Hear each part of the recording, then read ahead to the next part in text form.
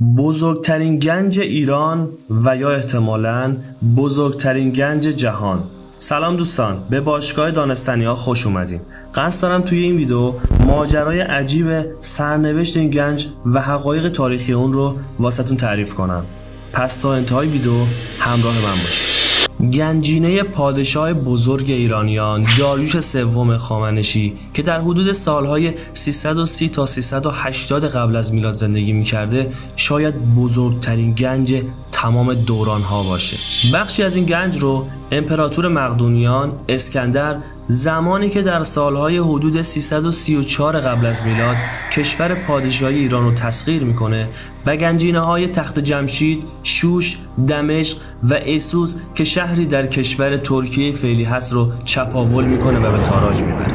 امپراتور فاتح اسکندر تنها در تخت جمشید حدود 9000 تالنت طلا و 40000 تالنت نقره به غنیمت گرفت.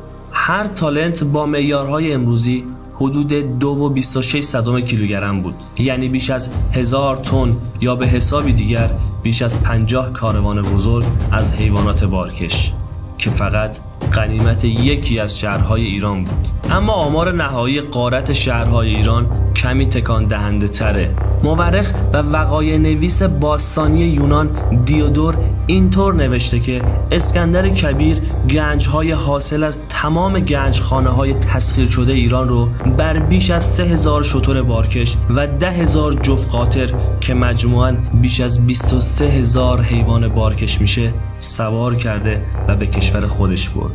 اسکندر در اون زمان در ایران بدون احتساب بخشی از گنجینه‌ها که داریوش سوم به نقاط امن برده بود 750,000 تالنت، یعنی تقریباً 980 کامیون باری 20 تنی پر از طلا و نقره به غنیمت گرفت. البته بدون محاسبه سنگ‌ها، جواهرات و هزاران شیء گرانبهای دیگه.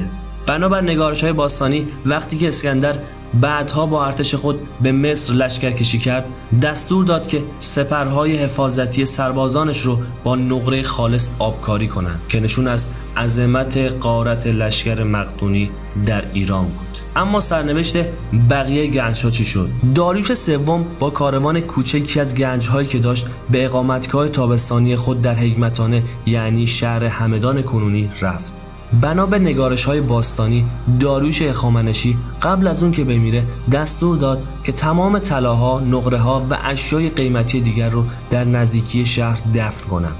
وقتی که اسکندر اقامتگاه تابستانی رو به تسخیر خودش درآورد، هیچ اثری از گنج باقی نمونده بود. اسکندر نیروهاش رو وادار کرد تا هفته‌ها در اطراف شهر به دنبال گنج مدفون بگردند که جستجویی بی حاصل بود.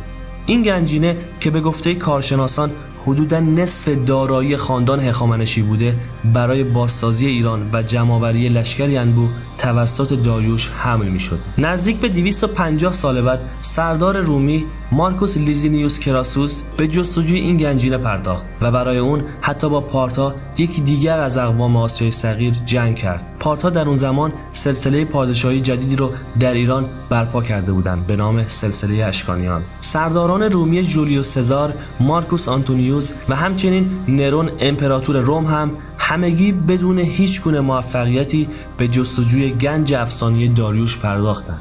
در سال 1352 هجری شمسی شاه وقت ایران هم دستور کاوش این گنج رو داد. یک هیئت آمریکایی با پیشرفته ترین تجهیزات حفاری و اکتشاف به جستجوی این گنج پرداختند، اما جستجوی اونها هم حاصلی نداشت. به این ترتیب گنجینه طلای داریوش تا به امروز همچنان در مکانی به شعاع 100 کیلومتر در اطراف شهر همدان خفته است. گنجینه‌ای که معلوم نیست کی و کجا بیدار بشود و جهانیان را محو عظمتش کند. خب دوستان، ممنون که تا اینجای ویدیو همراه من بودید. خوشحال میشم ویدیو رو لایک کنید، کانال رو سابسکرایب کنید و زنگوله بغلش رو بزنید تا زمانی که ویدیو جدید آپلود کردیم مطلع بشید.